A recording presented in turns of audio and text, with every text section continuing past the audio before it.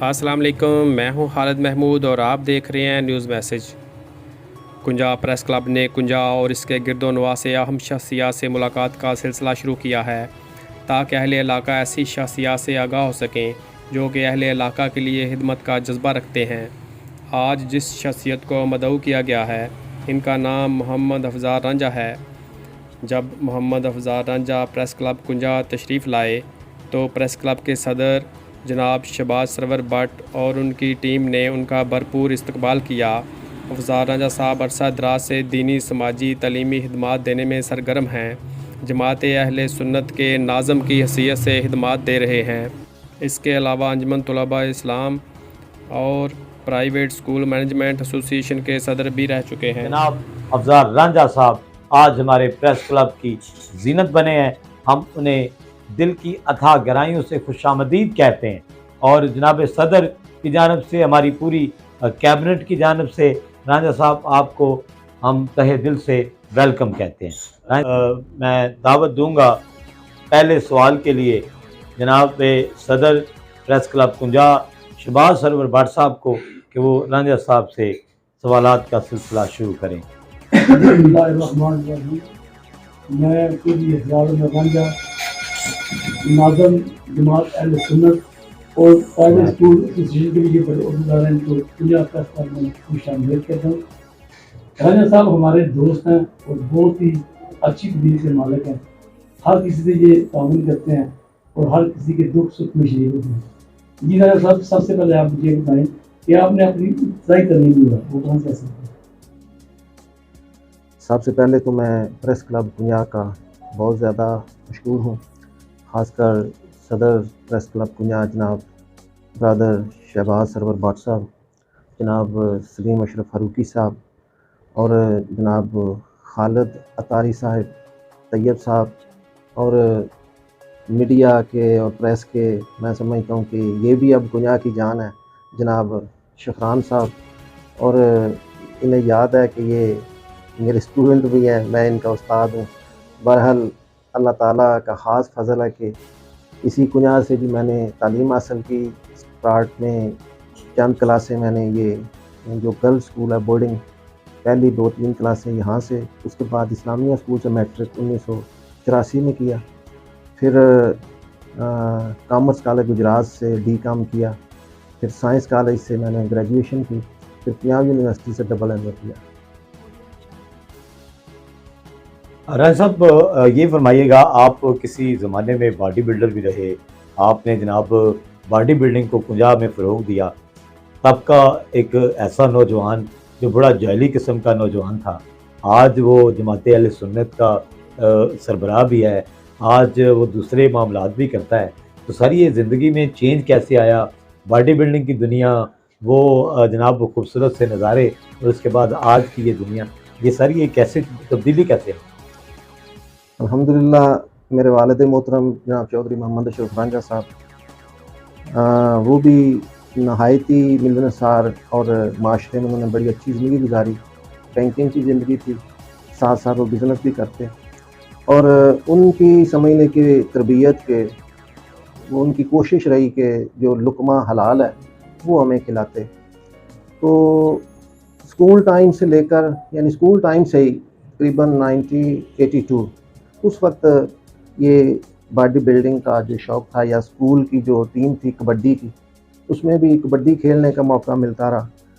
और फिर club body building का, वहाँ समझने के मैं खुद भी एक्सरसाइज करता और जो नौजवान आते, तकरीबन मेरा ख्याल है पिछले टाइम तो 70-80 के लगभग नौजवान होते थे, सुबह शहरी टाइम भी आते। इस तरह उस वक्त पंजाब में बॉडी बिल्डिंग और वेट लिफ्टिंग का बहुत अच्छा शुगल था, समझ लें कि 80 और 90 के दौर में। तो अल्लाह के फजल से ये सिलसिला रहा और बड़ा शौक़ डिस्ट्रिक्ट लेवल तक, ठीक है, कंपटीशन में भी इसका चलता रहा।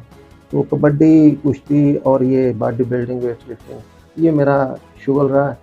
तो जहाँ तक है जी कि जमात अहले सुन्नत और इसमें गेम में कोई तज़ाद नहीं है, असल में हमने अपने असलाफ़ को बुला दिया है। आप देखें ना, अपनी इस्लामी तारीख़ देखें तो हज़रत उमर फ़ारूक रज़ी अल्लाह ताला अन्हु, सहाबा इकराम की ज़िंदगियाँ जो हैं वो भी यानी कि ये कुश्ती और इस तरह के मामलात करते और रहे। जैसे जैसे ही तारीख़ इस्लामी आप उधर से लेके आप इधर तक पहुँचाएँ, तो जितने भी जो समझ लें कि हमारे हीरो हैं, हमारे असलाफ़ हैं, उनका शुगल, तैराकी, घोड़सवारी, शमशीर ज़नी, यानी ये जान बनाना या जान को इस्लाम के लिए लड़ाना या समझ लें कुर्बान करना, ये हमारे असलाफ़ का शेवा है। ठीक हो अच्छा जी, मैं बात आपकी बताएं कि वसीते नाज़म जो ये जमात अहले सुन्नत है, आपने ये कैसे आगाज़ किया यहाँ पे जमात अहले सुन्नत में आने का? और आपका कौन इसने मोटिवेशन जो आपको मोटिवेट किया, वो कौन थे?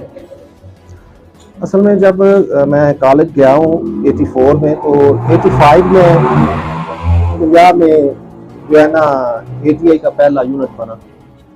तो उस वक्त पहला नाज़म पंजाब का ATI का अंजुमन तलबा इस्लाम का मुझे बनाया गया। तो तकरीबन 4-5 साल के इस टन्योर में ATI ने हमारी बड़ी अच्छी तरबियत की, जो एक समय में तंजीम कर सकती है। और अंजुमन तलबा इस्लाम एक ऐसी जमात है जो कि सही मानों में अपने नौजवानों की तरबियत करती है, ख़ासकर तंजीमी लिहाज से।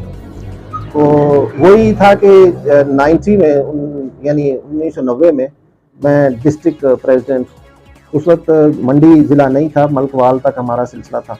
तो यानी वो इस्लामी वो तंजीमी जो तरबियत थी, वो फिर जब पंजाब में ज़ाहिर है ATI थी, डिस्ट्रिक्ट लेवल पे भी काम था।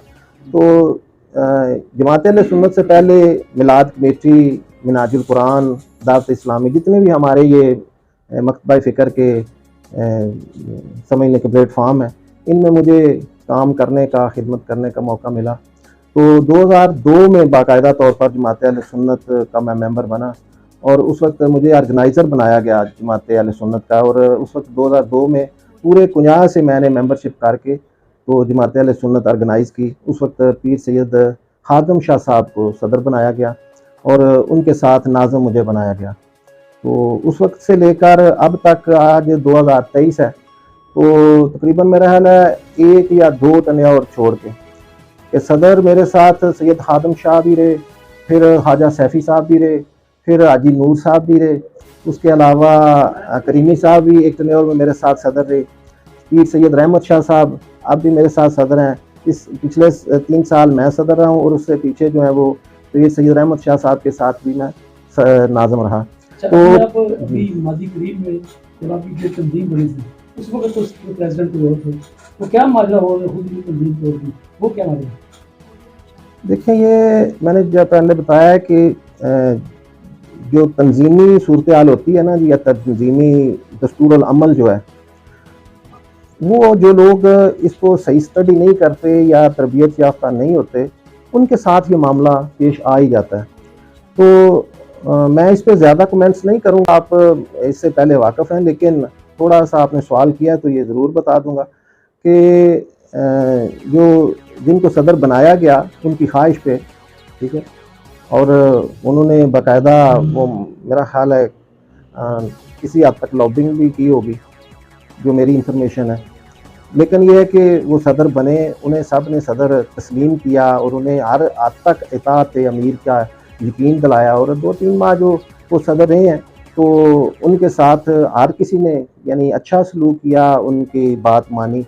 लेकिन ये इस सवाल का जवाब तो वो दे सकते हैं कि उनको क्या प्रॉब्लम हुई। तो उन्होंने रात 11:30 उठ के, तो लोग इबादत कर रहे थे, रमज़ान शरीफ का महीना, तो उन्होंने ये नेकी का काम किया। लेकिन यह है कि उस वक्त जब उन्होंने ये अमल किया था, तो शायद वो नहीं जानते थे कि अभी वो आईनी सदर नहीं बने थे, उन्होंने ये अभी हलफ नहीं लिया था। तंजीमी दस्तूर अमल किसी भी तंजीम का ये है कि जब तक कोई हलफ नहीं लेता या देता, उस वक्त तक वो आईनी तौर पर वो इश्तिहारात नहीं रख रहा होता। तो जब उनके पास इख्तियार ही नहीं था, तो उन्होंने बगैर किसी मशवरे के, यानी कि पूरी कैबिनेट मौजूद है, मजलिस आमला मौजूद है, मेम्बरान 2-250 जो है वो बाकायदा जमात अहले सुन्नत का मौजूद है, तो किसी से मशवरा किए बगैर उन्होंने रात के वक्त वो ये अमल किया। अच्छा, हमें तो पता है ये क्या हुआ है, लेकिन हम कुंजा की आवाम को बताना चाहते हैं कि अच्छी बड़ी ये जो तंजीम थी, जमात अहले सुन्नत जा रही थी, जुलूस वगैरह, महफिल वगैरह का जो एहतमाम किया जाता था, अब 12 रबी अव्वल का जुलूस सर पे बिल्कुल कुछ दिन ही बाकी है। और हमें ये इस जमात में 2 धड़े नज़र आ रहे हैं। आपकी क्या स्ट्रेटजी है कि आप इसको यकजा करके ले जाएंगे? पहली बात तो यह है कि 2 धड़े नहीं है, एक ही जमात है कुंजा में, जमात अहले सुन्नत है। और अल्लाह का फजल है कि अरसे दराज से जमात अहले सुन्नत ही है, इस नाम की कोई दूसरी जमात नहीं है। धड़ा तो तब आपके फर्ज के आपके 2 प्रेस क्लब हैं, एक आपका एक दूसरा, इसे आप 2 ग्रुप या 2 धड़े कह सकते हैं। लेकिन जमात अहले सुन्नत एक ही जमात अहले सुन्नत है और दूसरी जमात कुंजा में नहीं है। ठीक है, अगर फ़र्ज़ किया है कोई जहाँ तक इख्तलाफात हैं, इख्तलाफात तो हर जगह हैं, हर तंजीम में होंगे, हर घरों होंगे, हर प्लेटफार्म पे होंगे।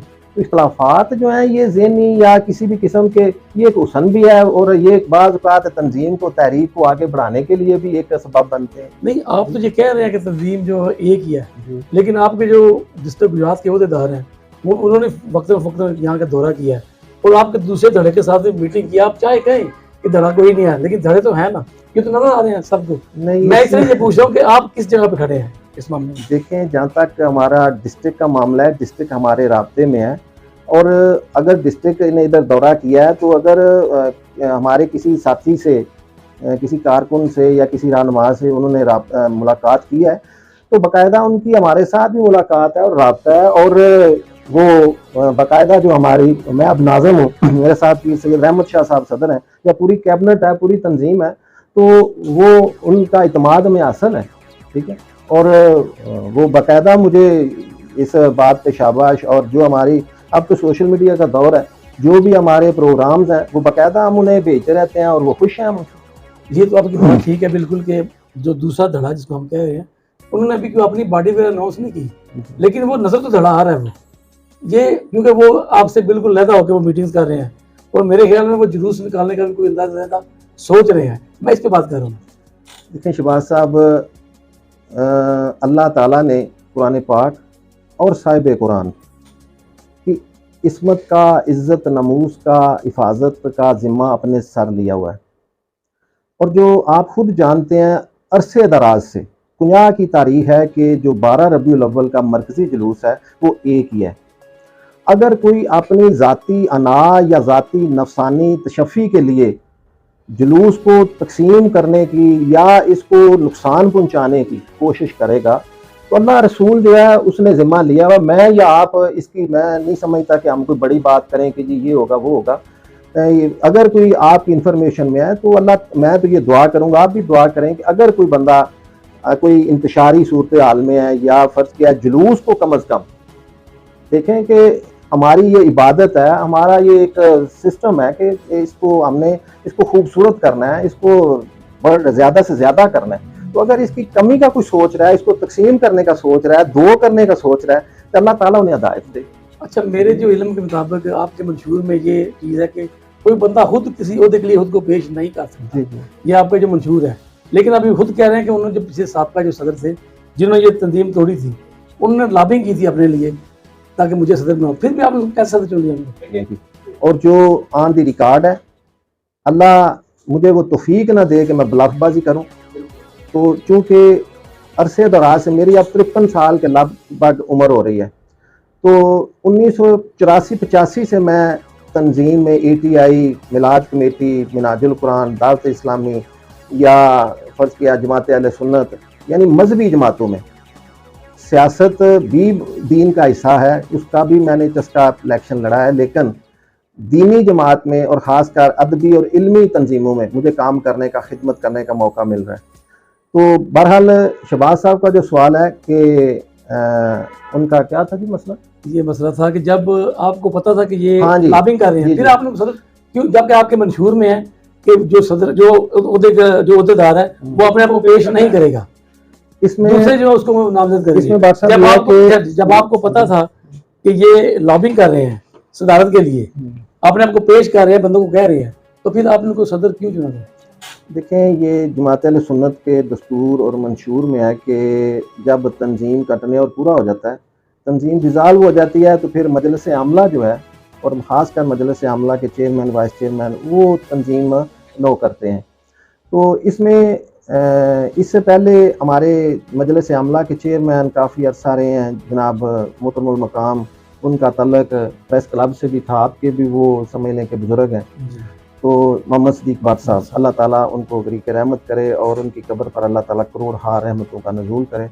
कुंजा के लिए उनकी बेशुमार खिदमात हैं, मज़हब के हवाले से और सियासत के हवाले से, प्रेस के हवाले से, बल्कि हकूक़ शहरियाँ के हवाले से उनकी बेशुमार खिदमात हैं। तो वो प्रेस जब उनकी रहलत हुई है तो फिर तंजीम का ये ओहदा खाली तो नहीं छोड़ना था।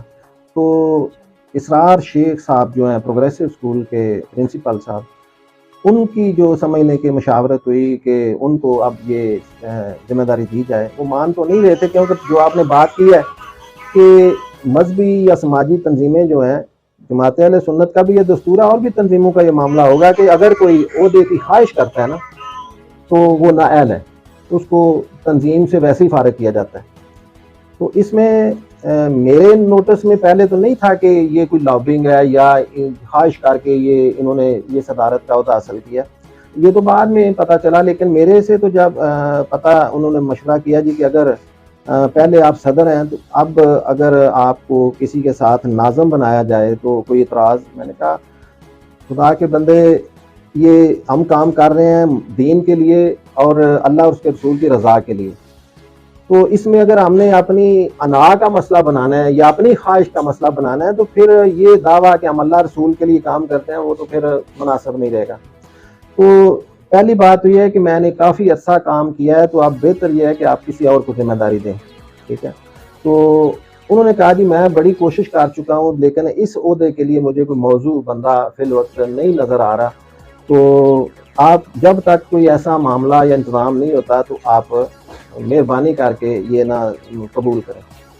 तो फिर वो ज़ाहिर है कि हमारी तंजीम में ये है कि नबी का जो ग़ुलाम है हमारा वो इमाम है, और अमीर अतात जो है वो हमें सिखाई जाती है और वो मैं सीख चुका हूँ इंशाल्लाह। तो इसी वजह से जब उन्होंने कहा जी कि ज़िया साहब के साथ आपको नाज़िम बनाना है तो आपको कोई इतराज़, मैंने कहा जी उनसे पूछ लें, मुझे कोई इतराज़ नहीं, ठीक है। तो बहरहाल उन्होंने तंजीम अनाउंस कर दी और मैं समझता हूँ कि बाकी जितने भी अहदेदार हैं उनको मजलिस आमला ने बताया है कि जी आपके पास ये ओहदा है, ये जिम्मेदारी है।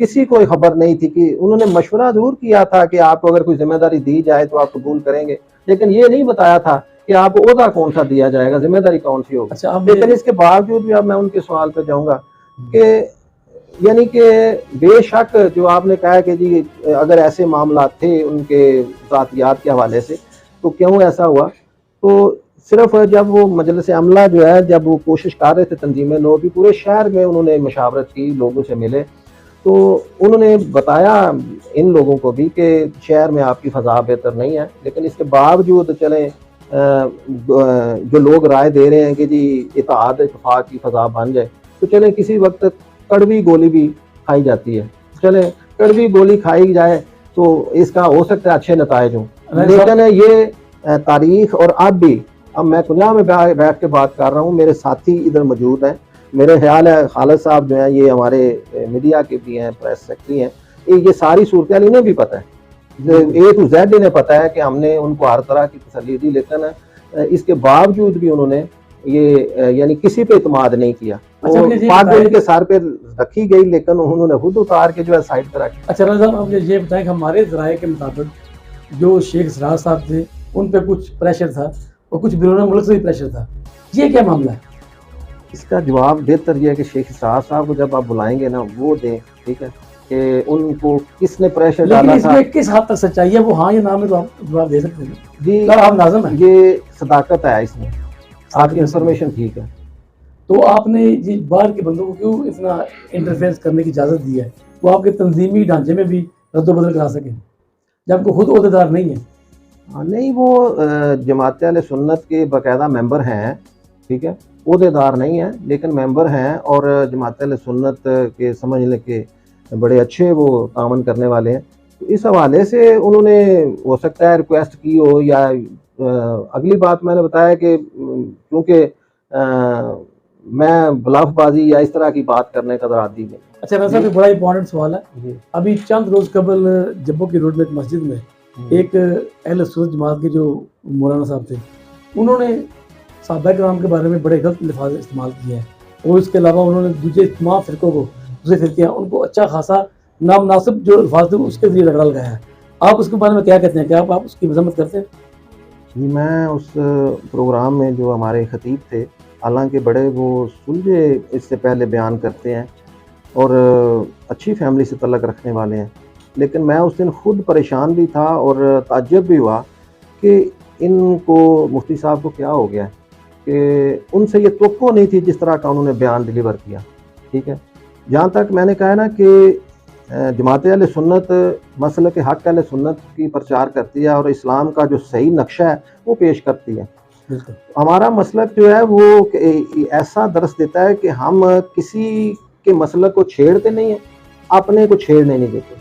ठीक है, दुनिया में अल्हम्दुलिल्लाह जितने भी बाकी मकतबा फ़िक्र हैं वो समझ लें कि इस तरह के हैं, कोऑपरेटिव हैं, वो हमें नहीं छेड़ते, हम उन्हें नहीं छेड़ते, इसलिए कुनिया में अमन है। लेकिन वो जो एक सिलसिला हुआ है वो मैं तो उसमें जो आपने कहा मजम्मत ज़रूर करूँगा कि इस तरह के मामलात जो हैं कुनिया को किसी और डगर की तरफ ले जाएंगे, इंतशार की तरफ, फसाद की तरफ, तो यानी कि कुनिया का अमन ख़राब होने का मामला है। तो मैं वैसे उम्मीद करूँगा कि बल्कि जो हमारे उलमा हैं, हमारी बाद में मीटिंग अब भी हुई है मस्जिद कोरोटाना में भी, आप भी उधर मौजूद थे, या जो उलमा हैं उनको मैं बतौर हैसियत नाज़िम रिक्वेस्ट करता रहता हूँ कि जो बाहर से भी खतीब आते हैं कि खुदारा ऐसी तकरीर, ऐसा बयान करें कि जिससे तरबियत हो, इस्लाह हो, कोई ऐसा मवाद ना छोड़ें कि जिससे अमन ख़राब हो, कोई फसाद हो, किसी की दिल आज़ारी हो। इसलिए तो मैं तो ये कहूँगा कि हमारे जितने भी खुताबा हैं, उलमा हैं, नाए तो वो अच्छे लोग हैं, लेकिन वो मौलवी साहब भी अच्छे हैं, लेकिन मेरे जो तक मेरी इंफॉर्मेशन है वक्ती उनका कहना है कि जो मुझे इस्तेमाल किया गया है। तो बहरहाल मैं समझता हूँ कि हमारे उलमा को भी ये अब ख़बर होनी चाहिए कि अगर कोई उन्हें इस्तेमाल करने की कोशिश करता है तो वो इस्तेमाल ना हो, क्योंकि जब मुसीबत बननी है तो फिर वो उनको हो सकता है ज़ाती तौर पे सारा फेस करना पड़े, जो इस्तेमाल करने वाले हैं वो साइड पे कहीं जी बिल्कुल, आप वसीफ़े नाज़िम आपको उन किरदारों को सामने लाना चाहिए ताकि जमात का नाम जो है वो बदनाम नहीं, जमात से उनका कोई तल्लक नहीं है। जमात अहले सुन्नत जिन्होंने तो उकसाया उनको, जिन्होंने उकसाया है, मैं दावे से कह रहा हूँ जमात अहले सुन्नत का उनमें से कोई बंदा नहीं है। अगर उनका ताल्लुक जमात से नहीं, मसलक अहले सुन्नत से उनका ताल्लुक है, लेकिन देखें जमात के वो बकायदा ना मेंबर है, ना उनको ओहदेदार है। ठीक है, बल्कि हम खुद 20-25 लोग उस प्रोग्राम में गए हैं प्रोग्राम सुनने के लिए, क्योंकि दावत आम होती है कि आज 11वीं शरीफ है और एक अलामा साहब ने अकीदा अहले सुन्नत बयान करना है। हम तो 11वीं शरीफ के भी मानने वाले हैं, उसके बाद अकीदा अहले सुन्नत पता भी है, लेकिन फिर भी इल्म जो है ये तो कभी भी मुकम्मल नहीं होता। ठीक है, तो कोई ना कोई चीज़, कोई ना कोई जुमला खतीब से मिल जाता है। तो हम तो इस गरज से गए, लेकिन उधर जाके महसूस हुआ कि इधर तो प्रोग्राम या एजेंडा कोई और है। मेरी ज़िंदगी का मकसद तेरे दीन की सरफराजी, मैं इसीलिए मुसलमान, मैं इसीलिए नमाजी।